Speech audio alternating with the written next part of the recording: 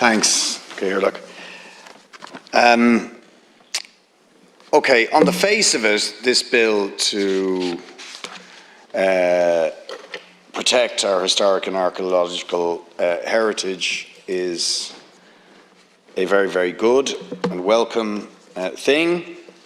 And clearly, looking at the size of the bill, some officials deserve quite a lot of thanks for putting it together, and there's clearly a lot of work has gone into it. And I'm not going to pretend at this stage, given that we've only a few TDs trying to cover all the bases, that I've read all of this.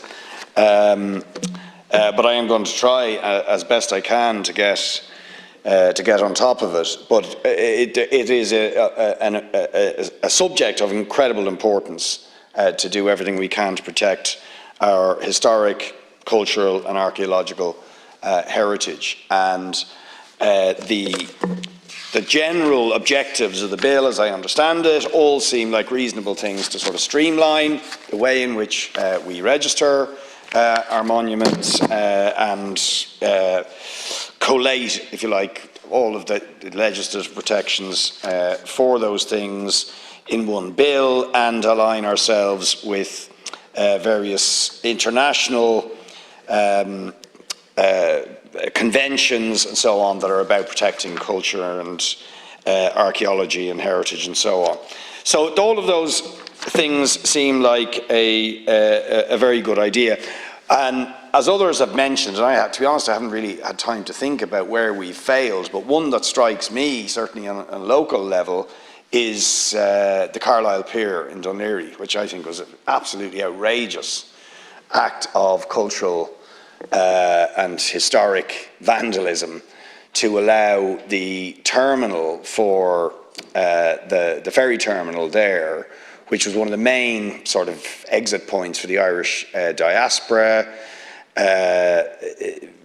to be torn down. And not least, something that many people may not know, but the oldest suburban railway in the world is the railway between Dublin city centre and Dún Laoghaire, what used to be called Kingstown, and it terminated at the Carlisle Pier to bring people to the mailboat, as it was, or the ferry, and you know, huge numbers of our diaspora, people who were forced out of this country, went through, you know, were on that railway and left on that ferry.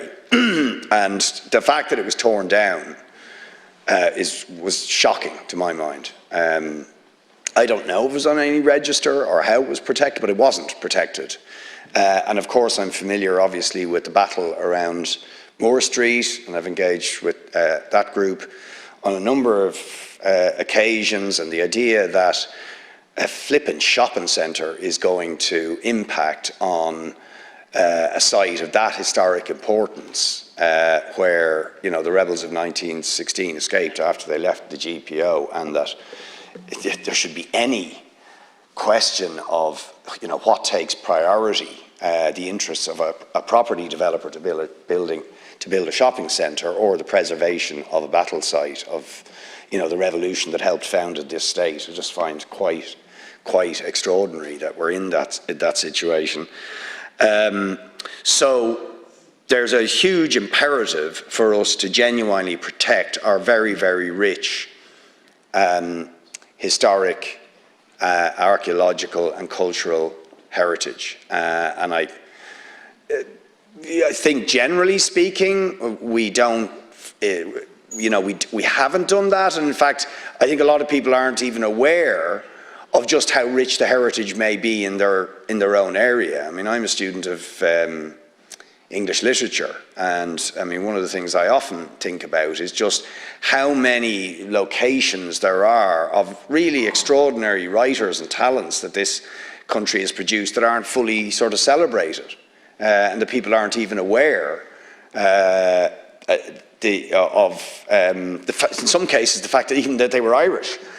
Great writers, names that are of importance on an international scale in writing and literature, but we don't fully celebrate those things and the sites where they may have lived or worked and so on, and certainly don't take advantage of them. Although I am very conscious of what Deputy Matthews says, is you've got to be very careful in this stuff as well, is because on the one hand you want the public to have access to important monuments and sites of cultural and archaeological heritage, but on the other hand you don't want to turn them into Disneyland and ruin them by having completely unrestricted access in a way that can damage them. So there is a balance to be struck, and these are very sensitive matters, and I think we have failed in many, many respects. I can even think of one that's not too far from here that I was just noticing off Grafton Street recently, where people may have noticed a big new, very sort of fancy looking modern building on what used to be one of the, more traditional architecture, that probably, I don't know what period it was, probably Victorian or Edwardian off, I can't remember the street, just off Grafton Street, near the top of Grafton Street, and there's some, I don't want to be too insulting to the architects, but it was a very, very nice street, and now there's this big symmetrical square modern looking building, and I think frankly it is damaged significantly one of the nicest streets off Grafton Street in a very important area. So that kind of stuff goes on often when we don't even know about it until it's too late and the damage is done. So anyway, I mean, all of that is a long way around to saying it is important what this bill is trying to do. But as others have done, I can only, and I bow to the sort of experts who are following this in great detail, there's a number of concerns that have been expressed about this bill. And they seem to me very reasonable concerns. I haven't yet heard what the Minister's response are to these criticisms, but the central one seems to be that all the power is going to be vested in the hands of the Minister in terms of the ability to deregister monuments and to make decisions which could then open the way for, allow destruction, demolition or damage or activities that could potentially damage sites of archaeological, historical or cultural importance, and that there is only a requirement all the bill requires is that the Minister may, I think if I have the phraseology right, may consult the Heritage Council. So a lot of power vested in the Minister, and the people who are charged with the protection of our heritage sort of don't really have any significant say and can be ignored. And also that the Heritage Council in any event is not properly equipped and properly staffed with the experts, the historians and the archaeologists and the other specialists that you would require to actually make decisions where we have contentious decisions about whether monuments are registered or deregistered, whether they should have protection or whether it is legitimate, if you like, to allow those things to be damaged, destroyed or demolished. That's not good enough. Ministers, governments come under pressure, as we know, from developers. And we have a long and not very noble history in this country of developers dictating things in a way that damages the common good, damages the common interest.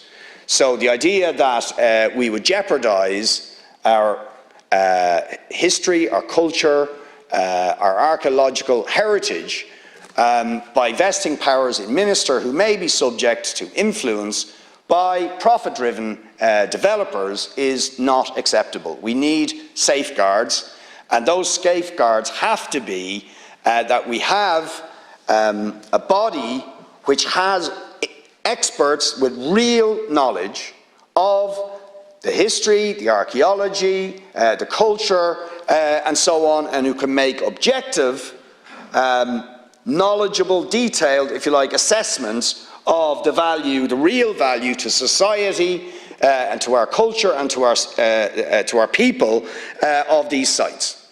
And so the major call, and again, I don't pretend to be an expert, but those who are more knowledgeable than I am are saying that what we need is a fully independent National Monuments Advisory Council, and one that has statutory teeth, and that it has power to genuinely protect our archaeological, cultural and historic heritage, and that it would be properly staffed with the experts to be able to discharge that responsibility.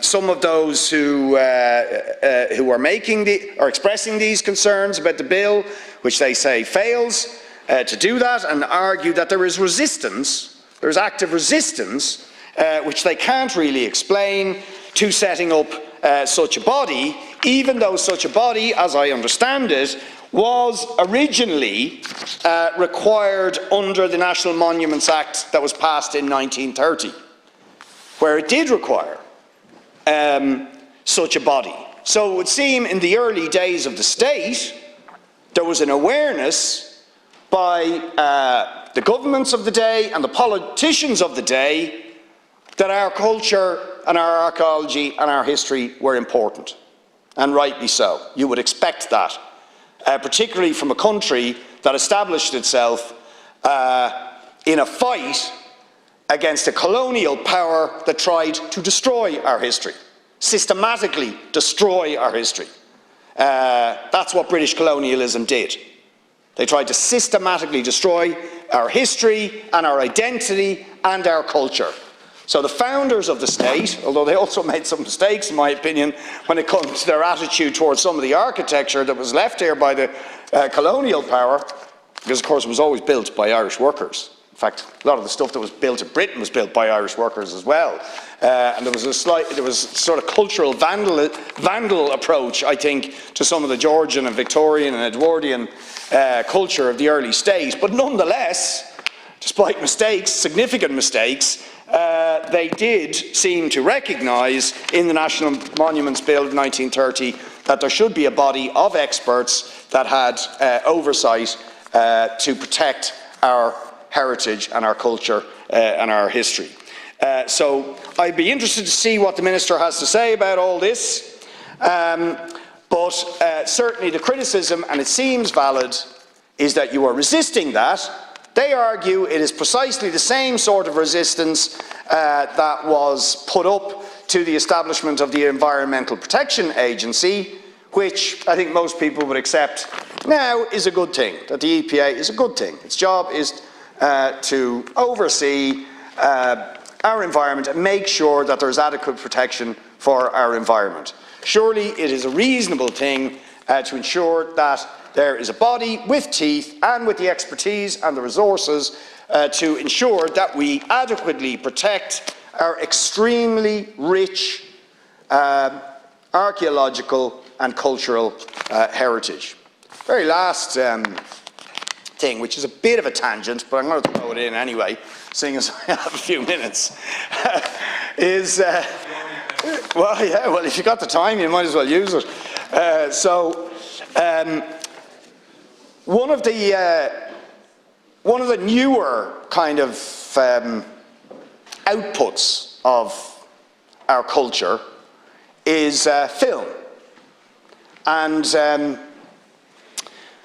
it's been interesting in getting the perspective at my committee, where we're looking into the Section 481 film credit, the testimony of our actors and performers about the lack of rights they have over their work, their performance that they put into what is then becomes part of our cultural heritage. It's what? Something that's relevant to the bill. It is, well, exactly, because it is, because it refers to mobile, doesn't it? I think it refers to mobile heritage. So it's not just physical landscapes and sites, but it's also, or at least it should, arguably, that cinematic heritage and more recent cultural heritage deserves protection as well, where it's important. I don't know, does that mean we now have to protect, I don't know, the site where they filmed Game of Thrones, or, you know, but who knows? Who knows? That, you know, it could be a subject of discussion. But anyway, look, the point is, what? The quiet man. Exactly. Exactly. Or Darby O'Gill and the Little People. So, but in all seriousness, one of the points that I didn't know about until the performers made is that a lot of our performers, when movies are made, often by international film producing companies, although in conjunction with film production companies here, are required to sign buyout contracts on their copyright, their rights, their intellectual property rights on their performances. Now, what that made me think about is obviously that's very unfair on the artists and the performers, because they don't, if you like, benefit from the success or further distribution of films which were funded with public money, precisely, and the reason we give public money, and the only reason we're allowed to give public money by the European Union to film production, because it's a form of state aid, is it because it contributes to two things. It has to, these are the conditions for the funding, it has to contribute to Irish culture, right? And it has to benefit the workers, right? It has to create an industry. And that yet, there's a situation where almost all film productions in this country, the performers and the artists, the writers, the directors and so on, are required to sign away their intellectual property rights to that cultural artefact, because that's what it is. It's a cultural artefact in which they contributed. And therefore the state is also losing out, because the state has financed the film, which is now a cultural artefact, but has no ownership and benefits nothing from what happens to that cultural artefact. It's now owned by Netflix or MGM or whoever the hell it is. Now, to me, that's problematic. So I just thrown that in. It's a bit of a tangent, but these are real cultural artifacts. And in fact, you know, arguably they're one of the biggest form of cultural productions today and of great importance to people. So I just think we should maybe just think with a fairly, you know, broad mind, if you like, what exactly represents our cultural heritage. It's not just physical sites, buildings, landscapes, and so on, but it is also things that we physically produce, our artists and performers physically produce, which are cultural artifacts of our society. I will leave it at that. Thank you. Last count.